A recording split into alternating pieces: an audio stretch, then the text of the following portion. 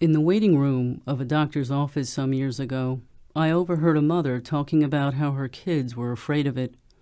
If they couldn't see into it, they wouldn't go into it. It's like being dismembered. When you wade into this dark fluid, a kind of milk without nurture, you disappear. Disappearance. That's why suicides are attracted to it. It's also why children fear it. It's a soft entrance to simply not being here. When I imagine the river, it's something I can enter, something that will surround me, take me away from here. But then the pain of it is less imaginable too, less than violence or chemistry. Sometimes, when I look at the river, I can see into it slightly. Not very far, not more than an inch or two, but it gives the feeling that the water is occupied, almost to the exact volume of the river, with something other than water, perhaps another water. Thinking about water is thinking about the future, or just a future, my future, yours. It's a personal thing, especially now. It makes sense that children fear water they can't see into, and then too, doesn't it make sense for someone who can't imagine a future to be attracted to it, to this semblance of water, to this other water? It is night. The darkness of the water reflects the darkness of the sky. But when daylight comes again, the water will remain dark, cutting everything in it off from everything beyond it. The water is opaque. It is comforting to imagine that once you are in it, you won't be visible any longer, and you won't see anything either. Relief from the unending demands of simple sight. Hidden by the dark, it's only night, and that will pass. But the blackness of the water won't pass. The blackness and the water pass by, but they never go away.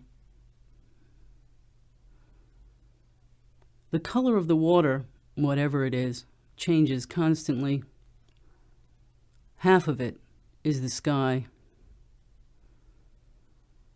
The color of the water, whatever it is, changes constantly. Half of it is khaki, with all the colors in it, though none are visible, and the whole of it nondescript. And anyway, you wouldn't really see it once you were under. It suits me, beige. It suits me. It isn't a color. It's like white that way, but without distinction. Beige is a form of mediocrity. White is important, maybe a labyrinth of sorts.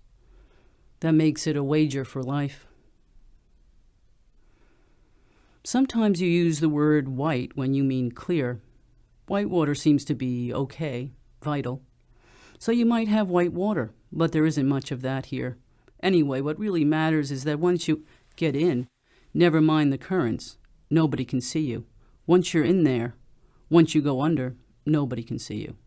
It's not like a blanket, because nobody will know you're under there. You displace, but you're so small it's inconsequential. Can't see your shape, can't see you move. Don't know if it will be quiet, but no one can see you. You need to know you're invisible, and if it's not wholly silent, it will be before long. This water is not clear, pure, odorless, or colorless. I venture that it's not tasteless either, but I don't know for certain. I have questioned its viscosity often. Walking along the river or watching from the bridges, I've wondered, doesn't it seem a bit thick here or here? See the definition of water in the American Heritage Dictionary. Wade into invisibility, a personal forever. An invisibility that is close enough to instantaneous. Invisible until the body goes limp. Then it will wash up somewhere and become visible again. Impersonally visible. You say it's a river. I can believe that. But when you say it's water, I get suspicious. Is the Thames a case of mistaken identity? When you say water, What do you mean? When you say water, are you talking about the weather or yourself? When you see your reflection in water, do you recognize the water in you? The deserts of our future will be deserts of water. What does water look like? See sand, especially sand dunes. See deserts, for example, the Gobi or the Sahara. There's a story, it's true, about a man traveling by tube to Westminster Bridge, handcuffed to a chair. He threw himself in the river with the chair. He was found some days later downstream, attached to a stick of wood and a section of naugahyde, almond-colored. Water receives you, affirms you, shows you who you are, and all the near imperceptible qualities that are water tease you with their ambiguity, tease you and extend you out into the world. The Thames has the highest rate of suicides of any urban river. Maybe it's not the highest, but it's close. It doesn't really matter because even if it doesn't, it looks like it does. A young Parisian woman came to London recently to drown herself in the river. It's curious how the Thames attracts people from far away. I've never heard of any other river doing this. I mean, people don't travel from Canada to kill themselves in the Hudson, or even from Ohio. Black water is opaque water, toxic or not. Black water is always violent, even when slow-moving. Black water dominates, bewitches, subdues. Black water is alluring because it is disturbing and irreconcilable. Black water is violent because it is alluring and because it is water. When water moves rapidly and in unpredictable ways, it intensifies its darkness. Darkness reflects the sun. Blackness reflects nothing. Darkness reflects the sun. Blackness reflects nothing. Between grief and nothing, I will take grief. From the novel The Wild Palms by William Faulkner, 1939. Black and water are twin elements. It's a mistake to believe black is merely an adjective. What do you know about water? When you talk about water, what is it you're really talking about? What do you know about water? When you talk about water, aren't you really talking about yourself? Isn't water like the weather that way? What do you know about water? Isn't that part of what water is, that you never really know what it is? What do you know about water? That it's everywhere, so familiar seeming and yet so elusive, a kind of everything without definition, never quite graspable, even as an ice cube? What do you know about water? Only that it's everywhere, differently. You hold on to the idea of water, which is the water you grew up with, clear and sexual. Somehow this is part of your personal identity that you share with everyone, even strangers. It is an a priori communion. Is water sexy? Water is sexy. It's the power and the vulnerability of it. It's the energy and the fragility of it. Water is sexy. It's the purity of it, the transparency, the passivity, the aggression of it.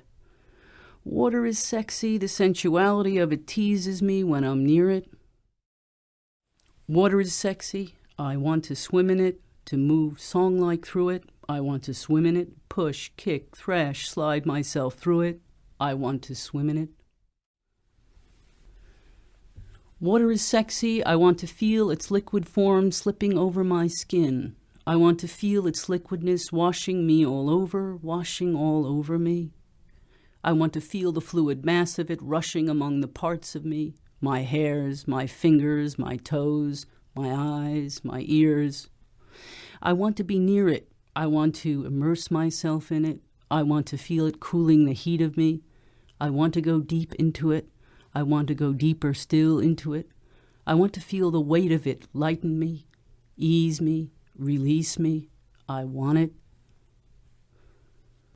Black water isn't sexy. I just don't want to touch it. I can't even imagine the feel of it.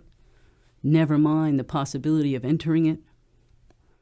Black water isn't sexy. I've had frequent malodorous encounters around it.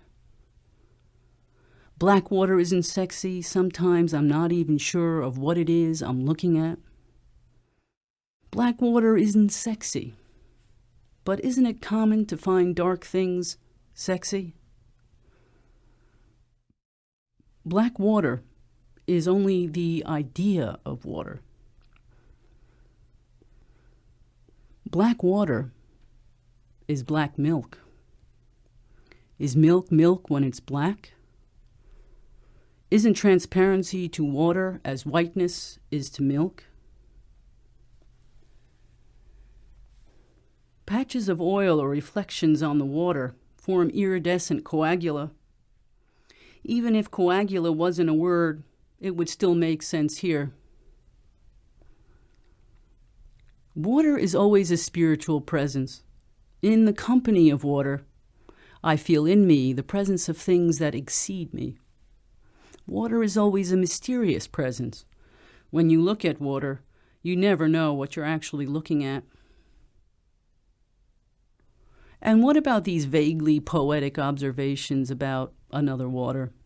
The possibility of poeticizing it. Is that part of the human condition? To ameliorate something awful, something life-threatening, something so insidious and protracted in its danger, because not to prevents you from seeing it altogether? It's so familiar, and yet so spectacular. The times when sunlight strikes the river directly and sparks twinkle and flit on the water, they surprise and mesmerize the way stars do. I imagine the darkness that surrounds them, an unknown universe, and just a few feet from my grasp. Black water agitates and unsettles. The lack of transparency is frightening, even violent. It is no longer water. It is an unnamed liquid, another water, one as yet without identity that shares only its appearance and only part of that with water. This surprises because where you expect to see water, for example, in a river, you see instead some colored fluid mimicking water. It is a surrogate water, a petrified water. You are fooled. It is a willful and necessary foolishness. It is water by faith only. You hold on to the idea of water, even though you must forsake all that water is. You hold on to water, it is a raft at sea. Your foolishness is an expression of hope.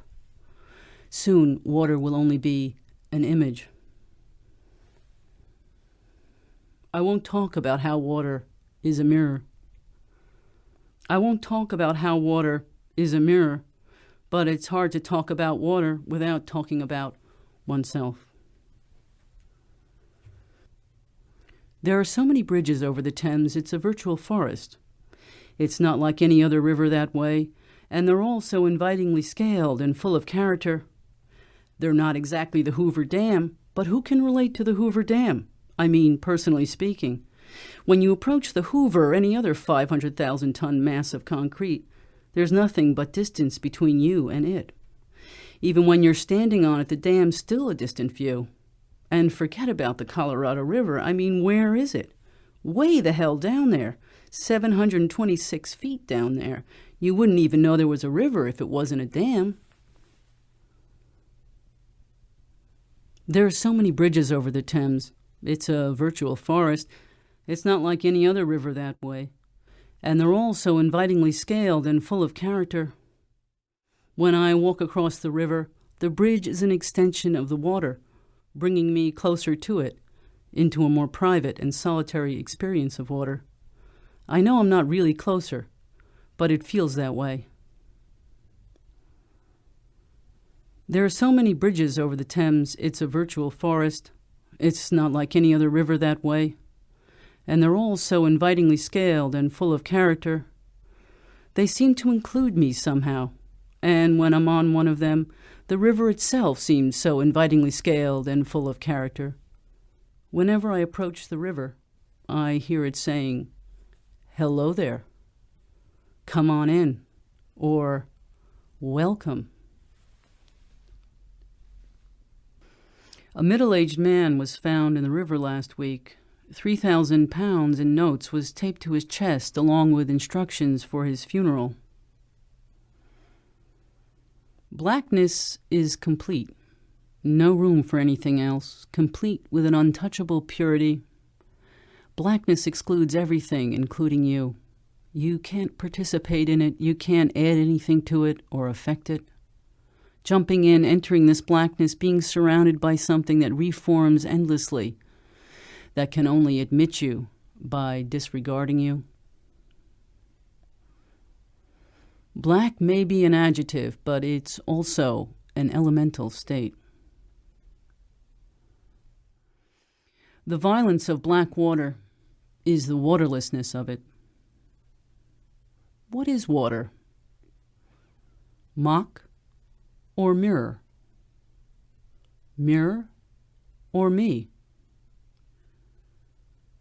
Water is always an intimate experience, even as rain or ocean or river.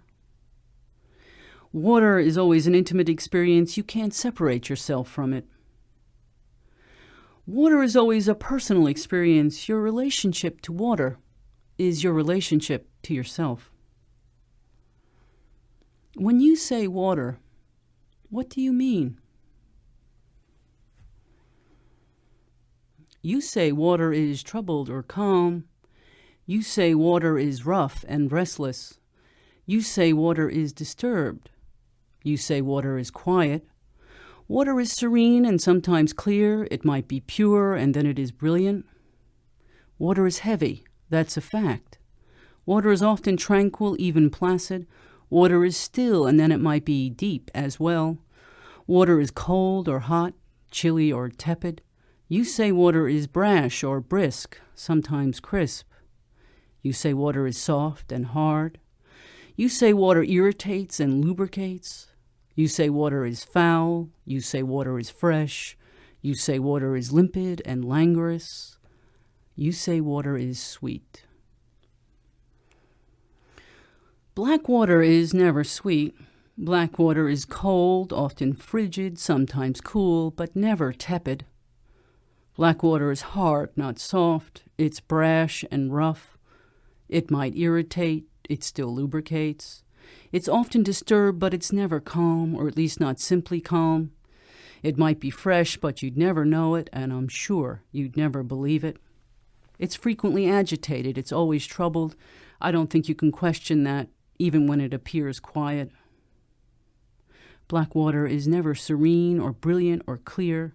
It's unsettled even when still. It can be deep, but it's hard to know where. Even black water is wet, but mostly in a parching way. You know very well this water is filthy, but isn't it strange the way you still go places around it? It's true you go different places than if it was clear, but those places are as alluring as the pastoral variety, don't you think? Or is this the view of a pervert? You know very well this water is filthy, but isn't it strange the way you're still drawn to it? The way you still hang around, watching it? I know very well this water is filthy. It's more compelling that way, more unknown. I know very well this water is filthy, and even though I'm told frequently that it's much cleaner than it was, I don't believe it. And even if I did, it still looks filthy. When I look at water, especially this water, I find myself wondering about it, its mechanics, its poetics, and so on. I wander in my thoughts. I go places. Water is lubricant to other places. Water is lubricant to other places. It dilutes gravity when you're in it. It reduces friction when you're around it. Almost any form of water, rivers, lakes, oceans, even sinks will do. My mind roams freely, breezily near it. My thoughts take me backward and forward. Time has no direction near water. Water is lubricant to other places. It catalyzes memory and aspiration. Time has no direction near water. A young woman drove her yellow Ford Fiesta down a ramp into the river. When police pulled the car out, all the windows were closed and the doors were locked. They found the woman in the front seat and in the back, Samuel, her dog, an Irish setter, his leash wrapped around her hand. The opacity of the world dissipates in water. Black water cannot dissipate the opacity of the world. This water confuses me. When I'm by the river, I find myself wondering, who am I? Where am I? What is this? Can the river dissolve your identity just standing near it, just standing nearby and watching it? Confused, lost, large expanses of water are like deserts. No landmarks, no differences to distinguish here from there. If you don't know where you are, can you know who you are? Just tumult everywhere endlessly. Tumult modulating into another tumult all over and without end. The change is so constant, so pervasive, so relentless, that identity, place, scale, all measures lessen, weaken, eventually disappear. The more time you spend around this water, the more faint your memories of measure become. Water is a mysterious combination of the mysterious and the material. Imagine something that, impinged on by everything, in contact with everything, remains to this day mostly transparent, even crystal clear when taken in small enough quantities. Water is transparence derived from the presence of everything. Water is transparence derived from the presence of everything. That is, water sifted down, filtered out through the planet Earth, aquifer that clarifies and realizes purity. This filter of everything modulates to exquisite balance. A substance is obtained that bears no likeness. All things converge in a single identity. Water. Water is utopic substance. Among water? Isn't water a plural form? How could it ever be singular, even in one river? Where did that water come from? Which river did Neil Young shoot his baby down by? See the song, Down by the River. Down by the river, I shot my baby, I shot her dead. Written by Neil Young from the album Everybody Knows This Is Nowhere, 1969. The river isn't identified in the song. Water, I imagine even the Thames, verges on invisibility when taken in small enough quantities. In greater quantities, it acquires visibility like air. Some things only acquire visibility in depth. But does this visibility obscure sight or extend it? When water goes black, it regresses, making it more like other things. The body of a middle-aged man was taken from the river 2 days ago. In a pocket of his overcoat, police found a large dictionary. In his trousers and coat pockets and in a pouch buckled to his waist, they found various bits of hardware, nuts, washers, and screws, and 168 pounds 52p in coins, weighing 32 pounds. This water exists in monolithic, indivisible continuity with all other waters. No water is separate from any other water. In the river Thames, in an Arctic iceberg, in your drinking glass, in that drop of rain, on that frosty window pane, in your eyes, and in every other microscopic, microcosmic part of you and me, all waters converge. Indivisible continuity is intrinsic to water. This continuity exceeds us even while being the biggest part of us. It's this continuity that makes our effect on water an effect on us. That is to say, I am the Thames, or the Thames is me. Anhydrony. Anhydrony is waterless water. Anhydrony is the opposite of water. The form remains liquid, but the substance is altered, replaced with another identity. Anhydrony is dry water. Anhydrony is not a recognized word. Its non-existence points to the difficulty of accepting its meaning. Dry water is most clearly visible in rivers and lakes. The shapes of these natural formations give identity to their contents. Without these formations that shape and contain, their contents would remain unknown by sight. I've seen rivers with black water. I mean black as in not green or blue or yellow. I mean real black, but they don't feel dark the way the Thames does. The Thames has a darkness that makes me wonder if it wouldn't be there even if it wasn't black. When I look at a map of London, it's hard to imagine a Thames that isn't black. I mean, the city is so enormous, so thick and chaotic and deep. London seeps into the river, and invisibly the river seeps into the city. But you smell it.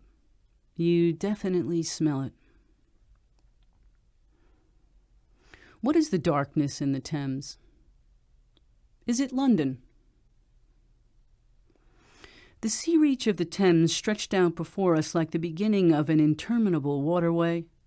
A haze rested on the low shores that ran out to sea in vanishing flatness. The air was dark above Gravesend, and farther back still seemed condensed into a mournful gloom, brooding motionless over the biggest and the greatest town on earth. See Heart of Darkness, written in 1898 by Joseph Conrad, Viking Press edition, page 490. Dusk fell on the stream, and farther west on the upper reaches the place of the monstrous town was still marked ominously on the sky. A brooding gloom in sunshine, a lurid glare under the stars. And this also, said Marlowe suddenly, has been one of the dark places of the earth. See Heart of Darkness, page 493. The English have a penchant for dismembering their murder victims. I doubt there's a period of London history free from the heads, limbs, and vital organs found in the Thames or washed up on its banks. Last week, police found intestines and a leg. They didn't say if it was right or left. Over near Silvertown, intestines and one leg.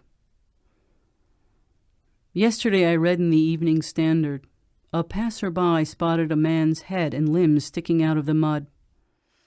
11 body parts were found in the river, but significantly not the torso. Where is the torso? Body parts, victims of murder, corpses, suicides mostly, jumpers, sewage, human waste, heavy metals, lead, mercury, cadmium, for example. Herons and cormorants lighten up the look, but not much, and only briefly. The Thames is us. There was an article in the newspaper some time ago about a young man jumping off a bridge. He strapped his bicycle, a black Phantom, to his chest and jumped in. It took 6 months to identify the body. Isn't that what you'd expect? Isn't that what you'd be after, to lose your identity? The Thames looks like a solvent for identity, doesn't it? Which river did Bruce Springsteen get his baby pregnant down by? See the song, The River. We'd go down to the river, and into the river we'd dive. Oh, down to the river we'd ride. Then I got Mary pregnant, and man, that was all she wrote. That night we went down to the river, and into the river we'd dive. Is a dream a lie if it don't come true? Or is it something worse that sends me down to the river, though I know the river is dry? Written by Bruce Springsteen from the album The River, 1981. Going into water is going into yourself. Water is a mirror, but even in black water there's a reflection, though a degraded one. You don't have to witness yourself in black water. Imagine combining black with water, 2 equals, one unchangeable, the other wholly corruptible. My gaze alights on the water, on some spot, this spot on the river. Here where the water is turning around, where the currents turn the water in tightening circles. I can't turn away from these tightening, turning circles. I want to feel myself twisted around, and I want to watch. I want to feel time twist as I watch these spirals forming.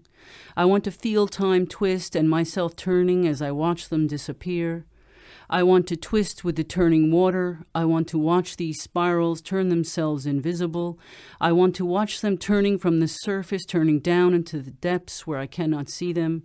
I want to turn invisible with them. I want to turn with them, invisible, and keep turning. See the poem Domination of Black from Harmonium by Wallace Stevens, 1923. My gaze alights on the water, on some spot, the same spot on the river. Here where the water is turning around, where the currents turn the water in tightening circles. I want to feel myself twisted around. I want to watch these spirals swelling and bubbling and expanding. I want to watch the flattened water as frothing ripples form around it. I want to watch as the stillness of the swollen and smooth water comes.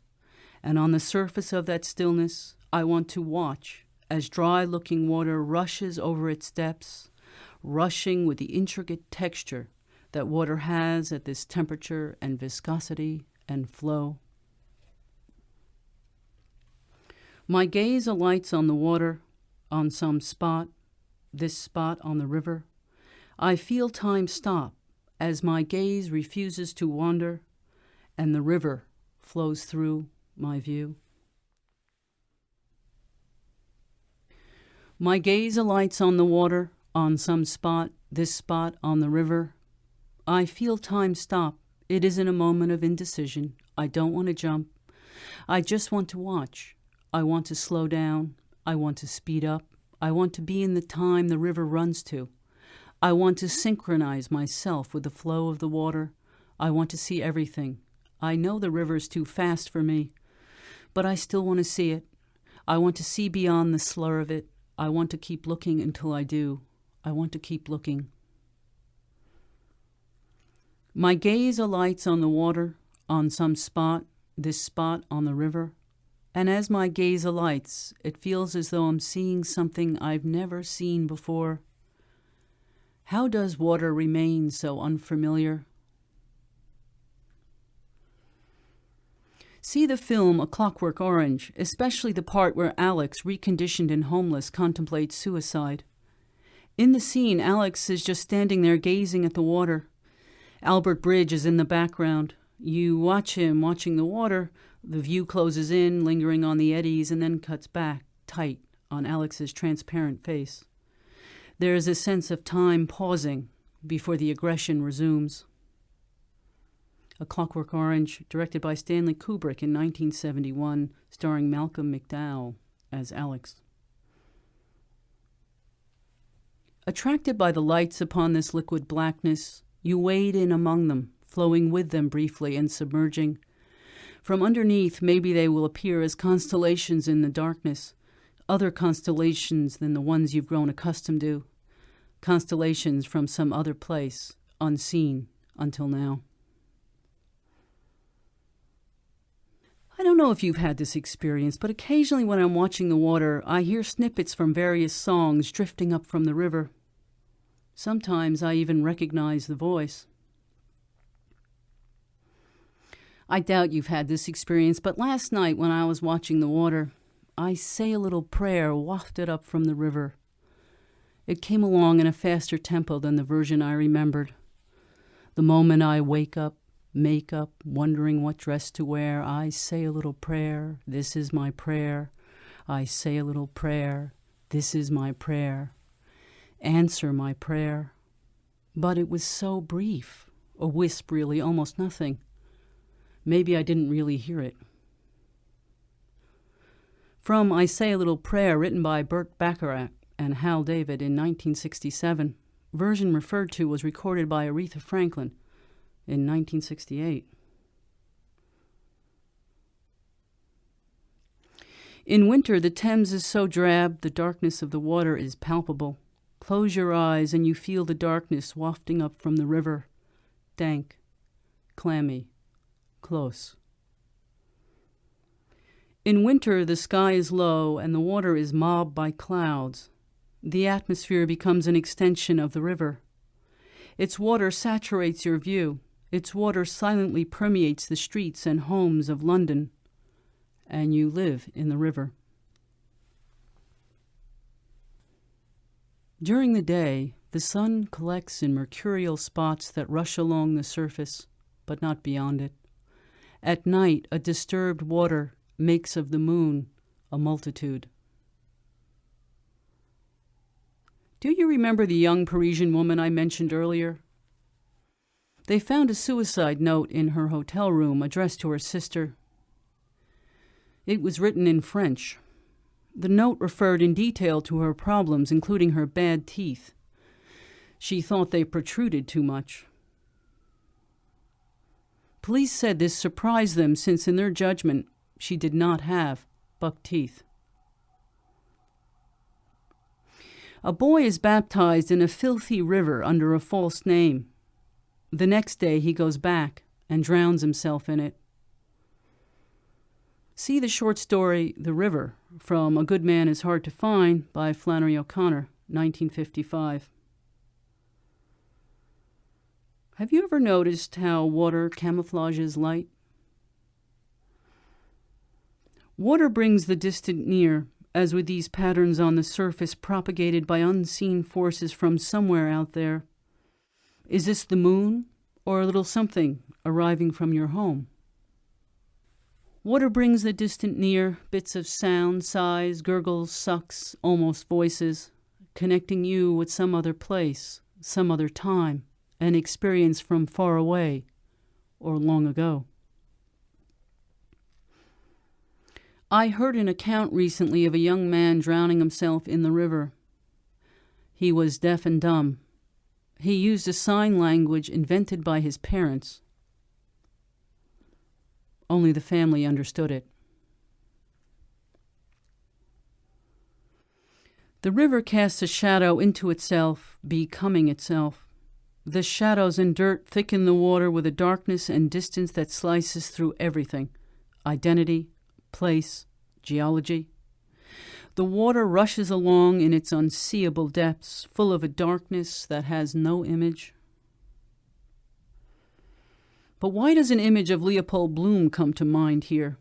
Specifically, the description of Bloom floating in the bath, his pubic hair peeping slightly above the water, curls of his bush, floating hair of the stream, forming a small, dark, island. See Ulysses, written in 1914 to 1922 by James Joyce. The sound of the river at night is a landscape of possibilities.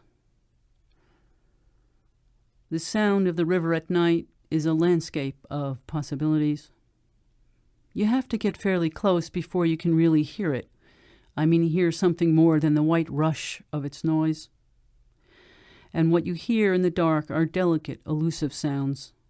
Sounds that must be there in the day as well, but are unheard, muted by the light. A rat surrendered here. See poem number 1340 by Emily Dickinson, 1870. The Thames is turbid. Turbid, not turgid. Turbid, not turgid. But then sometimes I have the sense that the Thames is turgid too, bloated with another water. A corpse, especially one found in a river, is likely to be turgid, but the river itself, at least in this river, is definitely turbid. Putrid. Putrid is good because there's the idea of life in it. Vile is good, but no life. What about lurid? Lurid as in gruesome or repugnant.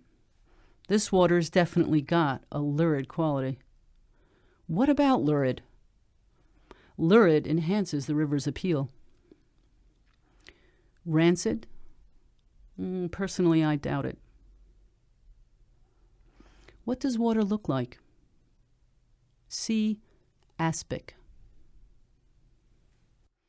Water sighs, water sucks. Water licks, water laps, water splishes, water swishes, water splashes, water splashes, water washes. Water swashes, water sloshes, water murmurs, water hushes, water rushes, water gushes, water burbles, water babbles, water gurgles, water sucks. Do you know this ditty? Blah, blah, blah, your hair. Blah, blah, blah, your eyes. Blah, blah, blah, blah, care. Blah, blah, blah, blah, skies. From the song Blah, Blah, Blah, written by Ira Gershwin, 1931. Sometimes you hear blah, blah, blah coming from the river. It might not be from blah, blah, blah, but it sounds like it. Only the eyes and skies shift among lies, wise, guys, sighs, and sighs. Sometimes I look at the water, and even though I know it's probably just light glistening on the surface, the river looks like it's coated in a colorful metal, perhaps cadmium or silver. Probably the Thames was never clear, but its lack of transparency means something different today than it did 200 or 500 years ago. In some water, not this water, your reflection is coupled to you. It goes where you go. When you walk away from the river, your reflection disappears. But there's no witchcraft in that disappearance. Maybe a little geometry. It's more just simple optics, really. But in this water, your reflection uncouples. It drifts away from you. As you stand there on the bank or bridge, helpless, watching your reflection float downstream and disappear, you may wonder what forces black water gathers. But instinctively, you already know they must be closer to witchcraft than geometry. Best witchcraft is geometry. See poem number 1158 by Emily Dickinson, 1870. This water, euphemistically known as water, is actually the opposite of water, another water. Water, your water, my water, is coupled water. Water is never only a form, it's a relation too. The form, for example, liquid. The relation, water's indivisible connection to all things, superficially with inanimate things, intimately with living things. Water is the master verb, an act of perpetual relation. Have you ever noticed how light camouflages water? Have you ever noticed how rarely water looks like water? What does water look like? See military camouflage. For example, Polish presidential, Italian woodland, San Marco Mediterranean, Indonesian spot, and Belgian jigsaw patterns. Which river did Jimi Hendrix shoot his baby down by? Well, maybe it wasn't a river, but it seems like it should have been. See the song Hey Joe? I'm going down to shoot my old lady. You know I caught her messing around with another man. Written by Billy Roberts and recorded by Hendrix in 1967. Take me to the river and drop me in the water. In the Thames, that would be murder. See the song Take Me to the River, written by Al Green and Mabon Hodges. A congress of starlight-like specks, bubbles, infinitesimal rainbows, and finely, though quickly wrought reflections, ephemerals among other ephemerals, a coincidence giving momentary visibility to the transparent and the transient. Did you see Blow Up? Do you remember the park scene? And the rustling of the bushes in the wind? And the camera just watching? Wandering over the clearing? The sound of the bushes was dark. The river reminds me of that sound. Film directed by Michelangelo Antonioni in 1966, based on the short story Blow Up by Giulio Cortázar. I don't know if you've had this experience, but occasionally when I'm watching the water, I hear snippets from various songs drifting up from the river. Sometimes I even recognize the voice. I doubt you've had this experience, but last night when I was watching the water, Ain't No Way wafted up from the river, slow and endless, more or less as I remembered it. Ain't no way, just ain't no way, no way, it ain't no way, baby. No way, sure ain't no way, just ain't no way, baby, for me to love you. It was so brief. I probably just imagined it. From Ain't No Way, written by Carolyn Franklin in 1968. Version referred to was recorded by Aretha Franklin in 1968. There was another incident recently. A guy was thrown into the river by his friends. On a lark. They were just having a little fun. The guy grabbed onto the first thing that came along. It turned out the first thing to come along was a corpse. Among water? But isn't water always a singular form? How could it ever be plural, even when from all the rivers combined? All waters are one water. Where did that water come from? I won't talk about how water is a mirror. You know how a lake can be a mirror as in the bathroom, a country scene where the sun sets in pairs, and you see on the still lake water a still and perfect reflection. But that kind of mirror isn't part of river language anyway. Okay, there might be an occasional evening when the water is calm and things multiply in a mottled way, but mostly things don't double in rivers. And maybe there's a different kind of solitude near them because of it. You know the way you walk along a river? Well, you don't walk around a lake the same way. You might sit in front of it in the same way, but you don't walk. You walk and the river runs, you watch the currents or the reflections or whatever. You think maybe you'll see something in the water. You watch, waiting for something to appear. Usually nothing does, but while you're waiting, you're drawn in. Your thoughts meander. One thing leads to another, and so on. You know the way you walk along a river? You walk and the river runs. You watch the currents or the reflections or whatever. You think maybe you'll see something in the water. You watch, waiting for something to appear. But you know if it was a lake, you'd be sitting down. If it was a lake, there wouldn't be this feeling of anticipation, of imminent discovery, of something perhaps awful or valuable. In the light, water is water, more simply.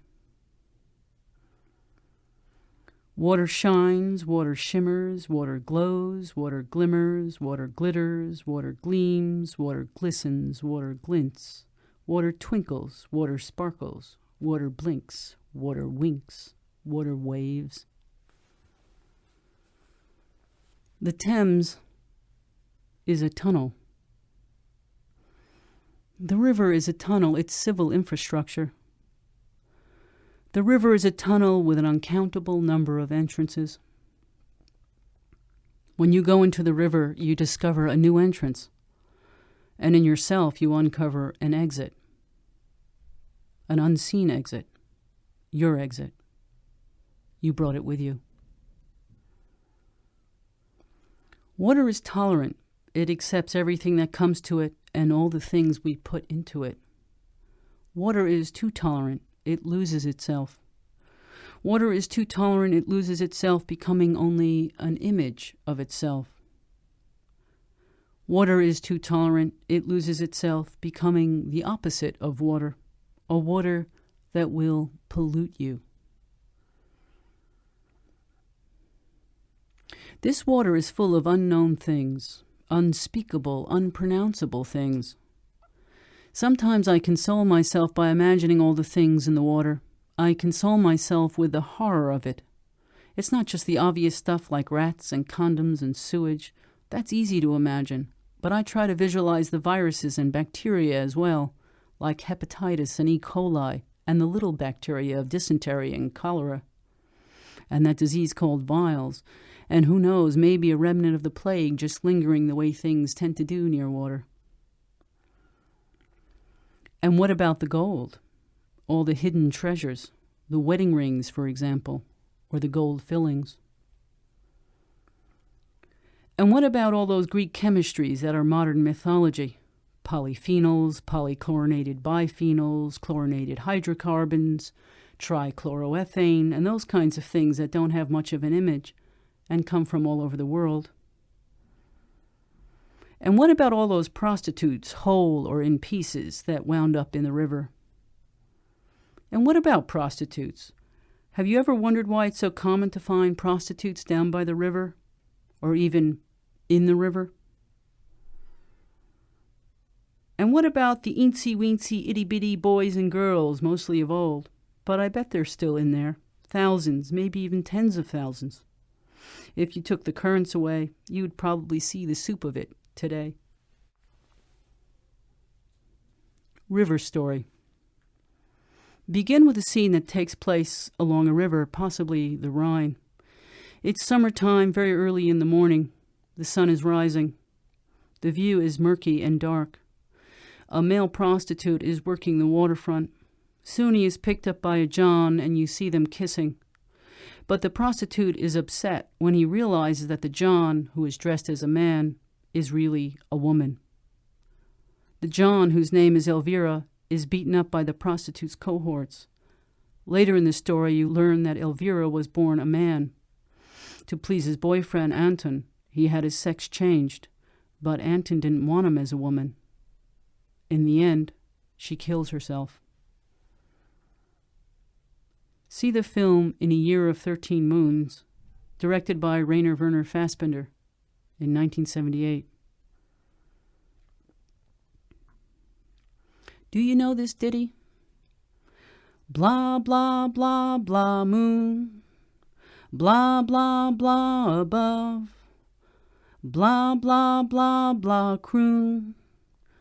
Blah, blah, blah, blah, love.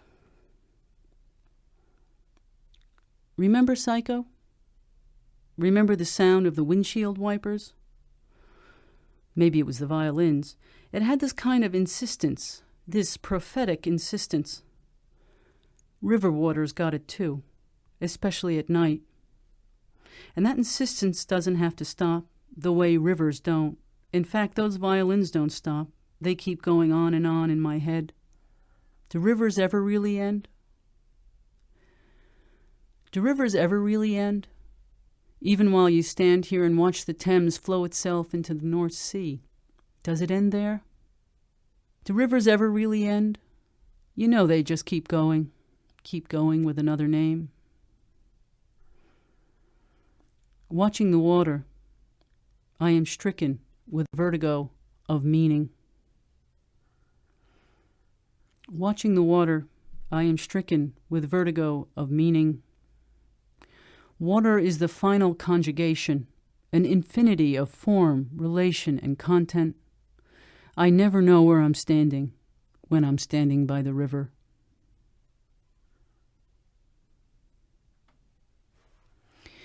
Is this a ripple or a disturbance? Is this a disturbance or an undulation? Is this an undulation or a depression? Is this a depression? Is this a depression or a discoloration? Is this a discoloration or an aberration? Is this an aberration or a rare formation? Is this a rare formation or an illusion?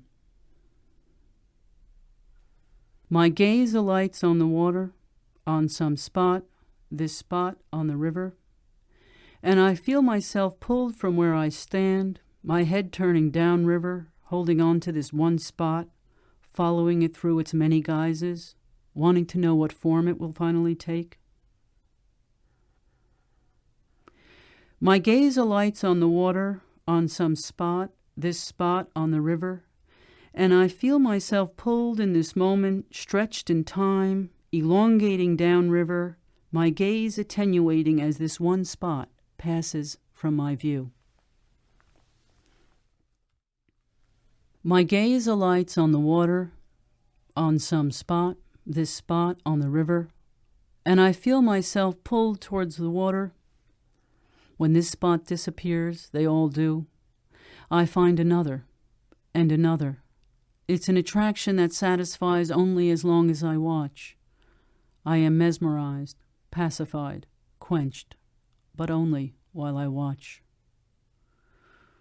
My gaze alights on the water, on some spot on the river, and I feel myself pulled from where I stand toward this spot. A quietness enfolds me as I imagine myself going out to this spot, out to touch it, or just to get a closer look. Here's a true story. A young actor drowned himself in the river a few years back. He had just been chosen for the part of Edgar Allan Poe in a play based on the life of the writer. Recently, he had spoken to the author of the play about dropping the part of Poe and replacing it with a role in which he would play himself.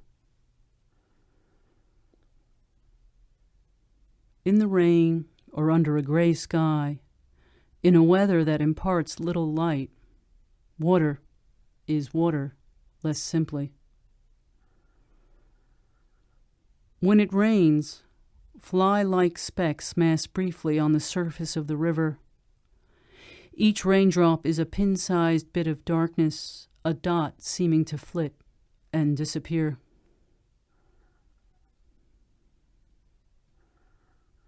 What are you thinking about? Rain falling on water is so evocative. I remember places I've never been. What are you thinking about? Rain falling on water flattens the reflections and tranquilizes the view. What are you thinking about? Rain falling on water is so alluring, so soothing and tender. The river becomes a meadow, a soft place to lie down in. When it rains, fly-like specks mass briefly on the surface of the river. As each raindrop touches the water, minuscule circles form, ephemeral geometries of contact. Which river did Hank Williams attempt suicide in? See the song Long Gone Lonesome Blues. I went down to the river to watch the fish swim by, but I got to the river so lonesome I wanted to die. Then I jumped in the river, but the doggone river was dry. Written by Hank Williams from the album Lowdown Blues, 1950. Question. What do you get when you cross the Thames with temptation? Answer. Thames Station. Thames Station. It could be the name of a tube stop. People would go under and come back up. See the Motown music group The Temptations. Try the songs My Girl, I Wish It Would Rain, and Just My Imagination. You can't see the blackness at night, only the darkness. It's only during the day that you can see the blackness. That's when you know it's not a reflection. Black is a place. I don't know what it's like, can't see it, but I know it's there. You can go there, though it's not fixed in location. Black travels well, it's inert, incorruptible, like gold. And no matter where it is, it's always the same. You never know much about it, it doesn't give much away. That's the idea of black. You just have to go there. Black is where you can suspend your faith. When you look at water, you see what you think is your reflection. But it's not yours. You are a reflection of water.